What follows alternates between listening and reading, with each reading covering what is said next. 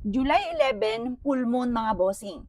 Mainam na mga bossing ko na kayo po ay magluto ng itlog. Yung pinakabalat, huwag nyo pong itatapon.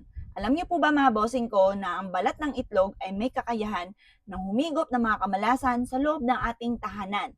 Ang dulot nitong itlog na ito mga bossing ko ay swerte. Ito po ay nagki-cleansing. Kung halimbawa, lagi nag-aaway sa loob ng inyong tahanan, dahil laging walang pera. O sa totoong buhay mga bossing ko, nagiging mainitin ang ulo ng miyembro ng pamilya dahil walang pera. Kaya kailangan mga bossing ko, maalis na yung kamalasan tungkol sa pera. Or kaya lagi na lang may karamdaman. Or kaya po, lagi na lamang po parang konting kibot lamang, galit ka agad ang isa sa miyembro ng pamilya or ikaw mismo na nanonood nito. Or kaya pa mga bossing ko, ang dami yung pinasok na negosyo pero lagi ka nalulugi. Or kaya pa mga bossing, masipag at matyaga ka pero lagi ka pa rin walang pera. Marami pong mga parang pagsubok na dumarating sa buhay po ninyo. Maaaring maraming mga negatibo sa loob ng inyong tahanan. Kaya ngayon po mga bossing ko, gawin nyo na po ito. Pag napanood nyo po ito, lalo na bukas po ay July 11, Friday. Saktong-sakto mga bossing ko, Friday, tapos full moon po yan.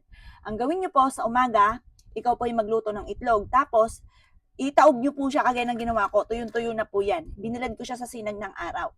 Pagkatapos po niyan, didiktikin po natin to. Kahit hindi pinong-pino, basta dikdikin po natin mga bossing ko sa liwanag na sinag ng araw, bukas mga bossing ko, July 11, kasi full moon sa gabi. Pag po ito'y nadurog na po natin, sa mismong full moon ng mga alas 7 ng gabi, yung pinagdurugan po natin na eggshell, magwi-wish po tayo. Sa pamamagitan ng pampaswerteng taon, humarap ka sa full moon mga bossing. Kahit umuulan, pwede po yan mga bossing ko. Ngayon, pag hindi naman umuulan, pwede po yan. Basta harap ka lang sa full moon, alas 7 ng gabi. Ngayon pa mga bossing, magwi-wish ka. Sa pamamagitan nito ay maaalis na lahat ng mga kamalasan na pinagdadaanan ko. Araw-araw ako magiging maswerte, kailanman na hindi na ako mamumblema tungkol sa usapin ng pera. Ganon ang pag-wish nung walang gamit na sana, direct to the point.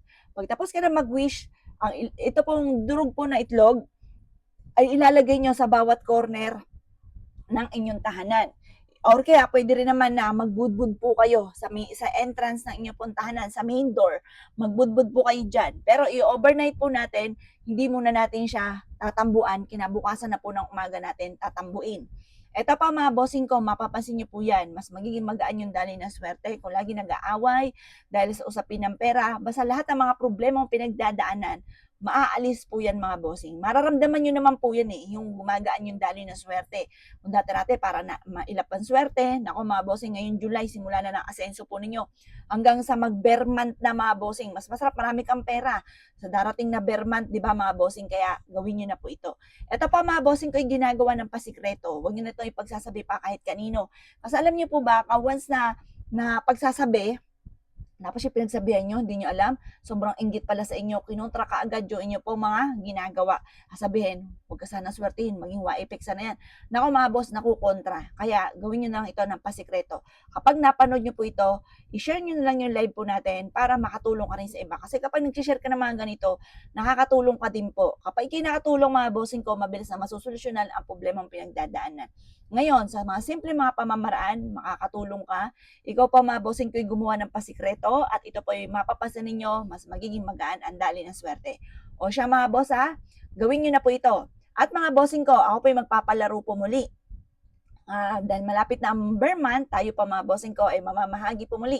Basta i-share na yung akin live mga bossing ko at ganoon din po mga bossing ko, manood ka ng matagal at pagkatapos po mga bossing ko, magkomento po kayo. At ang lahat ng komento, pinagsasama-sama ko po yan, lahat ng mga nanonood at isa ka sa mga pipili ngayon darating na Kapaskuhan mga bossing. Malapit na ang bear month, ako yung namimigay ng mga grocery mga bossing or kaya po ng pan-Gcash. O sa mga bossing ko gawin nyo na po ito mga boss. Good luck po sa inyo po lahat. Good luck po. Panalangin ko na yumaman po kayong lahat.